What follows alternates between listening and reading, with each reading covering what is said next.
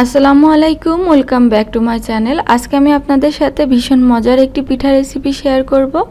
ভীষণ মুচমুচে এবং বানাতে খুবই কম উপকরণ লাগে। চাইলে আপনারা যে কোনো অকেশনে এরকম পিঠা বানিয়ে সার্ভ করতে পারেন। তো চলুন কিভাবে তৈরি করতে হয় দেখিনি। প্রথমে একটা প্যানের ভিতরে নিয়ে নিলাম 3-4 কাপ পরিমাণ চিনি। এখন এখানে দিয়ে দিচ্ছি হাফ কাপ পরিমাণ পানি। এখন চুলাটা জ্বালিয়ে আমি শিরা তৈরি করে নিব।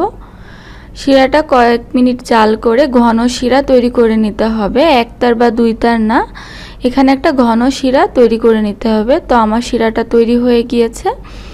এখন আমি এখানে লেবুর রস চিপে দিব 1 চা চামচের মতো। আপনাদের কারো কাছে যদি লেবুর রসটা না থাকে সেক্ষেত্রে হোয়াইট ভিনেগারটা দিতে পারেন। এখানে লেবুর রসটা ব্যবহার করলে শিরাটা আর ঘন হয়ে যাবে না। তো এখন আমি চুলাটা অফ করে দিয়ে নাড়াচাড়া করে এখন এই শিরাটাকে একটা সাইডে রেখে দিচ্ছি। তারপর আমি এখানে একটা বোলের মধ্যে নিয়ে নিচ্ছি 1 কাপ পরিমাণ ময়দা। চাইলে এখানে আটা নেওয়া যাবে, তবে ময়দা নিলে বেশি ভালো হয়। বেকিং পাউডার নিয়ে নিলাম 1/4 চা চামচ পরিমাণ, লবণ নিয়ে নিলাম স্বাদ মতো। এখন দিয়ে দিচ্ছি সয়াবিন তেল 1 টেবিল চামচ পরিমাণ। আর এখন এই সব উপকরণগুলোকে খুব ভালোভাবে মাখিয়ে নিচ্ছি। তেলটাকে খুব ভালোভাবে ময়দার সাথে মাখিয়ে নিয়েছি।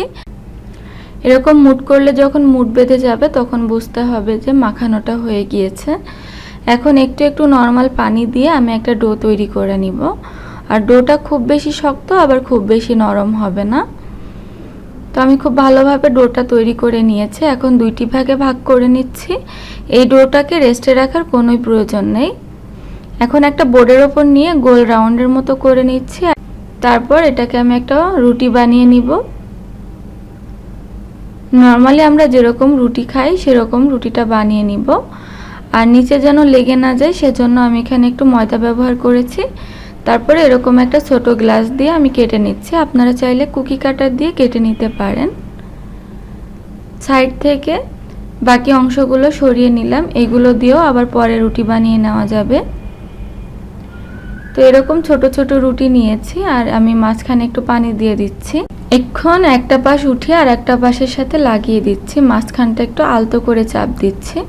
আর এইভাবে করে আমি 3টা রুটি করে নিব। একটু ভালো করে লক্ষ্য করলেই কিন্তু আপনারা বুঝতে পারবেন। তো 3টা রুটি আমি এরকম ভাঁজ দিয়ে নিয়েছি। এখন আমি একটার উপর আরেকটা রেখে মাঝখান দিয়ে আমি একটা চামচের সাহায্যে চাপ দিয়ে নিচ্ছি।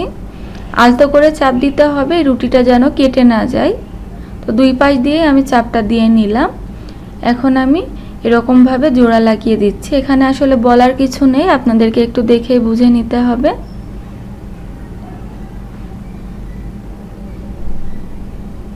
তো এইভাবে করে আমি জোড়া লাগিয়ে দিচ্ছি। আর সবগুলো কিন্তু আমি একইভাবে তৈরি করে নিব। দেখতেই পাচ্ছেন কত সুন্দর একটা ফুলের মতো তৈরি হয়ে গেল। অনেক সুন্দর না?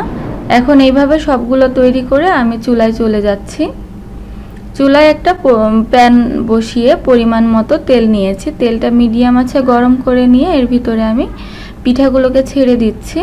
আর এই পর্যায়ে চুলার আঁচটা কমিয়ে দিতে হবে এবং অনেকক্ষণ সময় নিয়ে এই পিঠাগুলোকে মুচমুচ করে ভেজে নিতে হবে। তো আমি উল্টিয়ে দিয়েছি। এইভাবে উল্টিয়ে পাল্টিয়ে গোল্ডেন কালার করে এবং মুচমুচে করে ভেজে নিয়েছি। এখন এই শিরাটা আমার ঠান্ডা হয়ে গিয়েছিল, তাই আমি এই শিরাটাকে আবারও চুলার উপর দিয়ে আর একটু গরম করে নিয়েছি। এখন শিরার ভিতরে পিঠাগুলোকে দিয়ে আমি কিছুক্ষণের মতো নাড়াচাড়া করে পিঠাগুলোকে নামিয়ে নিব। তো আমারটা হয়ে গিয়েছে, তো আমি নামিয়ে নিচ্ছি। আমার এই সহজ এবং মুচমুচে মজাদার পিঠাটা আপনাদের কাছে কেমন লাগলো কমেন্ট করে জানাবেন। ভিডিও ভালো লাগলে অবশ্যই একটা লাইক দিয়ে দিবেন। আজকে আমি এখানেই বিদায় নিচ্ছি। আল্লাহ হাফেজ।